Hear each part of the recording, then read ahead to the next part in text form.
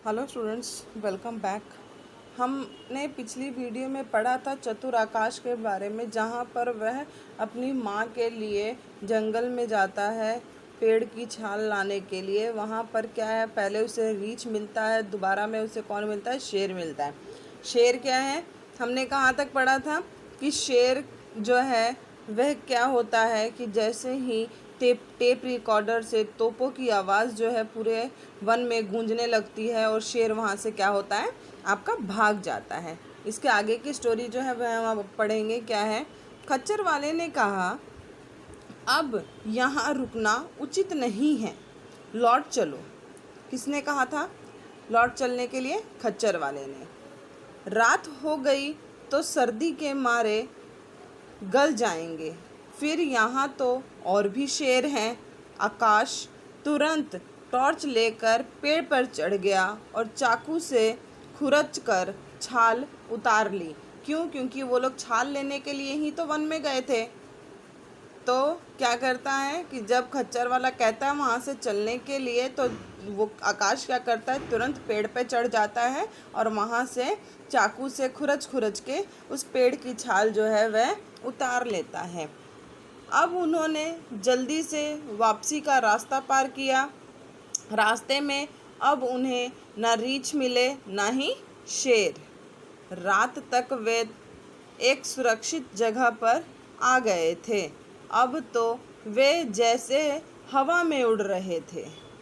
खुशी के मारे सब तकलीफ भूल गए थे। आकाश, डॉक्टर का बेटा और खच्चर वाले जो थे वह क्या था, जल्दी से उस जंगल का रास्ता जो है वह पार करने में लगे हुए थे। अब उन्हें रास्ते में किसी भी चीज़ का कोई डर नहीं था, ना ही शेर का ना ही रीछ का। अब तो ऐसा लग रहा था जैसे वह लोग क्या है, हवा में उड़ रहे हैं और खुशी के मारे उनकी जितनी भी तकलीफ थी वह सब दूर हो गई थी। अब वे खच्चर वाले के गांव पहुंचे तो लोगों को यकीन नहीं आया कि वे इतने मुश्किल रास्ता जो है वह पार करके आ गए हैं। लेकिन खच्चर वाले ने जब सारी बातें उन्हें बताई तब सब ने उनकी सराहना की, प्रशंसा की। माता पिता तो उन्हें देखकर जैसे स्वर्ग पा गए। वैद्य ने छाल पकाकर माँ को पिलाई। कुछ समय बाद माँ का बुखार उतर गया।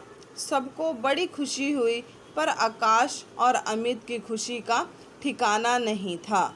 ये थी आपकी स्टोरी। एक बार और मैं पूरा रिवाइंड कर देती हूँ। यहाँ पर आकाश जो है वह मनाली घूमने गया था, उसकी माँ वहाँ बीमार हो जाती है तो वैद्य बोलता है कि आपको मनाली के जंगलों में एक पेड़ है, उसकी छाल लाकर अपनी माँ को ठीक करना है। जिसके लिए उसके माँ बाप सोचते हैं कि वह उन जंगलों में वो कौन जाएगा।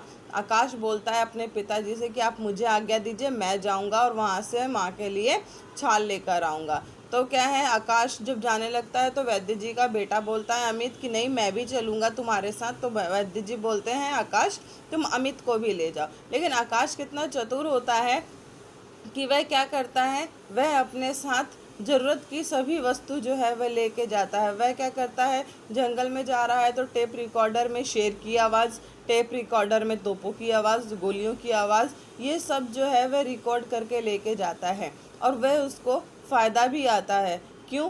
क्योंकि जैसे ही आधे रास्ते में जब आकाश और अमित जब पहुंचते हैं तो क्या है, उन्हें रीछ दिखाई देता है। जब रीछ दिखाई देता है तो वो क्या करते हैं, शेर की आवाज़ वाला टेप रिकॉर्डर चलाते हैं। क्यों?